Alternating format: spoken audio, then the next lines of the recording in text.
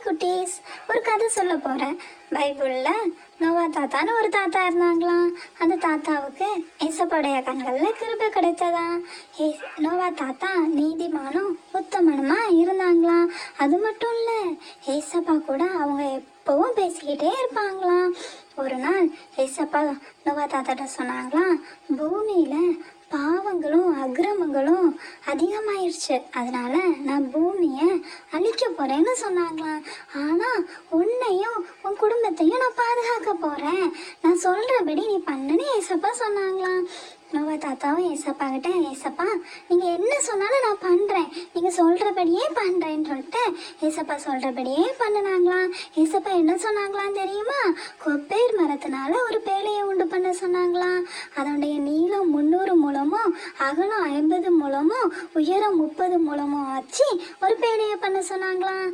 ஏசப்பா சொன்னபடியே நோவா தாத்தாவும் அந்த பேழையை பண்ணினாங்களாம்.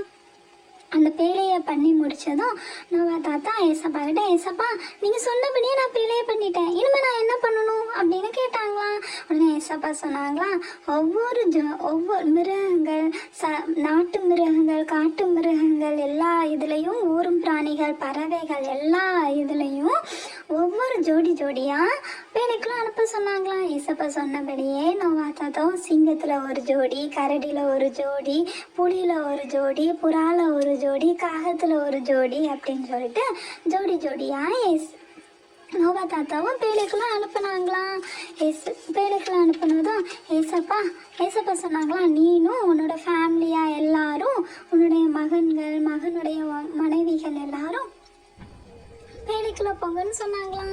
நோவா தாத்தா சொன்னபடியே எல்லாரும் பேழைக்குள்ள போனாங்களாம். பேழைக்குள்ள போனதும் அந்த பேழையுடைய கதவு மூடப்பட்டுருச்சான்.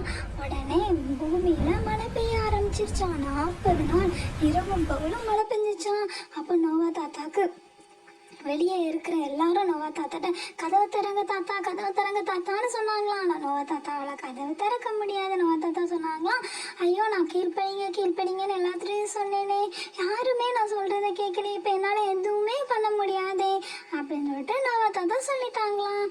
40 நாள் மழை பெஞ்சிடுச்சு. பூமியில் இருக்கிற பிராணிகள் எல்லாமே அழிஞ்சிருச்சான். அதுக்கப்புறம் 150 நாள் அந்த ஜலம் அந்த தண்ணீர் பூமி மேலே இருக்கிற பூமி ஃபுல்லாக காய்கிறதுக்கு 150 நாள் ஆச்சான். ஒரு நாள் அந்த பேழை அரராத் மலைன்னு ஒரு மலையில் போய் மோதிருச்சான். மோதினதுக்கப்புறம் நோவா தாத்தா பேழைக்குள்ளேருந்து ஒரு காகத்தை வெளியே அனுப்பினாராம். அந்த காகம் போயிட்டு ரிட்டன் நோவா தாத்தாட்டையே வந்துடுச்சான். இப்படி அவர் காகத்தை அனுப்ப அது ரிட்டன் வர்றதுமா இருந்துருக்கு. ஒரு நாள் நோவா தாத்தா புறாவை அனுப்புனாங்களாம். புறா காலையில் போயிட்டு சாயங்காலம் ரிட்டன் நோவா தாத்தாட்டையே வந்துட்டான். ரிட்டன் 7 நாள் கழிச்சு அதே புறாவை ரிட்டன் அனுப்புனாராம். அந்த புறா சாயங்காலம் ஒரு இடத்துல வரும்போது ஒரு ஒலிவ மரத்தினுடைய இலையை எடுத்துட்டு வந்துச்சான். அப்போ நோவா தாத்தா புரிஞ்சுக்கிட்டாராம், அப்போ பூமியில் தண்ணி வத்த ஆரம்பிச்சிருச்சு. அப்போ இன்னும் 7 நாள் கழிச்சு இன்னொரு புறாவை அனுப்புவோம்னு சொல்லிட்டு இன்னும் 7 நாள் கழிச்சு இன்னொரு புறாவை அனுப்புனாராம். அதுக்கப்புறம் அந்த புறா போயிட்டு சாயங்காலம் நோவா தாத்தாட்ட வரவே இல்லையா. அப்போ நோவா தாத்தா புரிஞ்சுக்கிட்டாராம், அப்போ பூமி ஃபுல்லும் காஞ்சிருச்சு, இனிமேல் நம்ம வெளியே போனால் கரெக்டாக இருக்கும் அப்படின்னு சொல்லிட்டு நோவா தாத்தா நினச்சாங்களாம். அதே போல் ஏசப்பாவும் கதவை திறந்து விட்டுட்டாங்களாம். கதவை திறந்து விட்டதும் நோவா தாத்தாவுடைய ஃபேமிலி எல்லாரும் ஏசப்பாவுக்கு நன்றி சொன்னாங்களாம். ஆம் குட்டீஸ், நம்ம ஒரு ஆபத்தில் இருந்து வெளியே வரும்போது நம்ம ஏசப்பாவுக்கு நன்றி சொல்லணும், நன்றி உள்ளவர்களாக இருக்க வேண்டும். அது மட்டும் இல்லை, நோவா தாத்தா ஏசப்பா என்ன சொல்கிறாங்க, என்ன செய்ய சொல்கிறாங்கங்கிறத பார்த்து கீழ்ப்படிந்தாங்க. அது போல் நாமும் நம்ம வாழ்க்கையில் ஏசப்பா சொல்கிறபடி நாம் கேட்டு அதற்கு கீழ்ப்படியும் போது ஏசப்பா வர்ற ஆபத்திலிருந்து நம்மளையும் நம்ம குடும்பத்தையும் பாதுகாப்பார். நாமளும் நோவா தாத்தா மாதிரி கீழ்ப்படியுமா ஏசப்பாக்கு?